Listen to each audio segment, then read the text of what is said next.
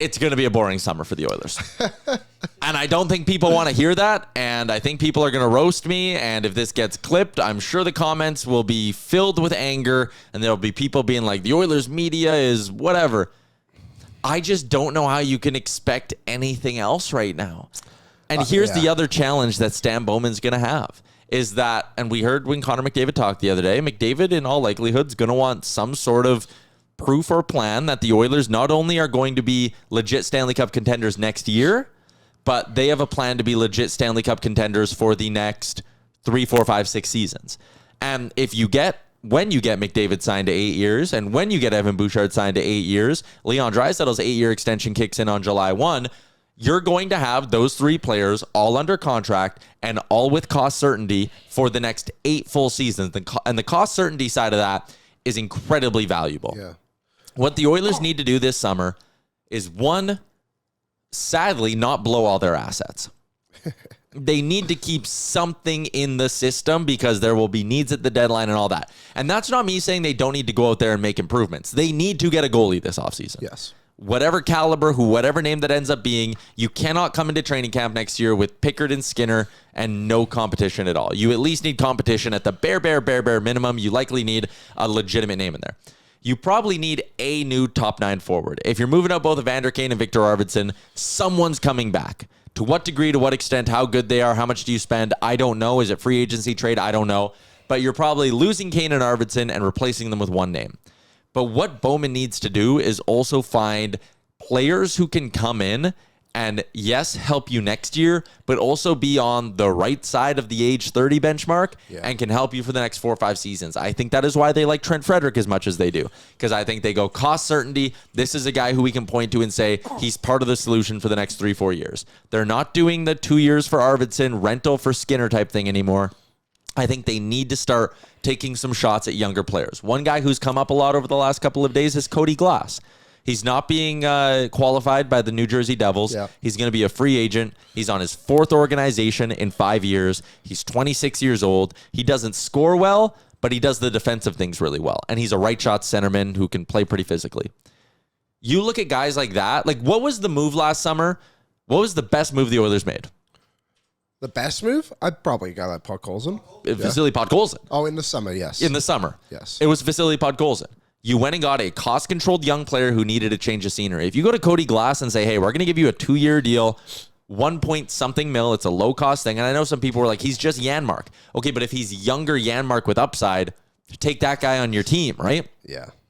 What if he ends up being, and he's not going to hit this ceiling, but like look at what Washington did with Dylan Strome. Yeah, they turned him around really well. They took him off the scrap heap. He wasn't good enough for the lottery team in Chicago, and they turned him into a legitimate top-line center, right? Probably a few better seasons. I don't think Cody Glass is strong, but I know what you mean. But like sure. Cody Glass, what if he finds his offense and he's a better, younger version of Adam Henrique? Like, I want to see Stan Bowman go and take some upside shots here this summer. I don't want any more of like the veterans that don't fit the system and all that. Next year, I would love to see a guy like Cody Glass here. I'd love to see Matt Savoy. I'd love to see Noah Philp on the roster. Cody Glass. I like Cody Glass.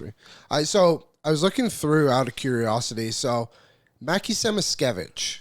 In Florida? Yeah. Not to acquire him, but he did not play in the playoffs for them, at least the final, but got 60 games in the regular season and 15 goals, I believe, somewhere around there. Yeah. I wonder if that's something they try to do similarly with a Savoy, where he's on the team all year, playoffs come around, you hypothetically acquire your Brad Marchand, whoever that forward is, and that kind of pushes him out of the lineup a bit, but he's around. I think it's important to have players like Savoy and Philp on the roster because of what you said. You need a lot of cap hit guys, but guys with some upside who like, hey, if they hit, they can take off and go, and all of a sudden there's another weapon for you. Looking through, like, obviously, free agency is not exactly a place you go out and find all these like mid-20-year-old players. Which is why a guy like Cody Glass popping up is interesting. Totally, yeah. So like Kasperi Kapanen, I know he was here, but like a guy who's only 28. Yep. The upside, you know what he is, but he's 28. And he's score you 15 goals next year and bounce between your 4th line and your 2nd line. 10 to 15 goals, somewhere around there. But yeah, I agree. That is where they got to go. But it's going to be interesting what they do in the top 6. I know we spoke about it, but like they keep going for these experimental players of like guys who, like your Arvidssons, your Skinners, I'm sure there's other players after that as well who like don't necessarily work out fully to what they want. Is like if you do that again this summer, you have to know they're gonna hit. Yep. And that's why I wonder about. You're not gonna like this, but I wonder if they just like throw an offer at Patrick Kane. You know what I mean? Like, you know what Patrick Kane is. But are you going to give him... He's at this point in his career, he's a middling 5v5 producer who can help you on the power play. Like, I don't think he's coming in here and putting up points on your third line. He needs to play top 6 and play on your power play, and I don't see that happening But can he play top 6? If you don't have Arvidsson and Kane, you kind of need someone to fill that role, right? You know what I mean? Like, and I just think instead of being like, oh, I wonder what Jeff Skinner can do in the playoffs for us, or like, can Victor Arvidsson find his 40-goal form? It's like, I know Patrick Kane's probably going to come here and score 20 goals.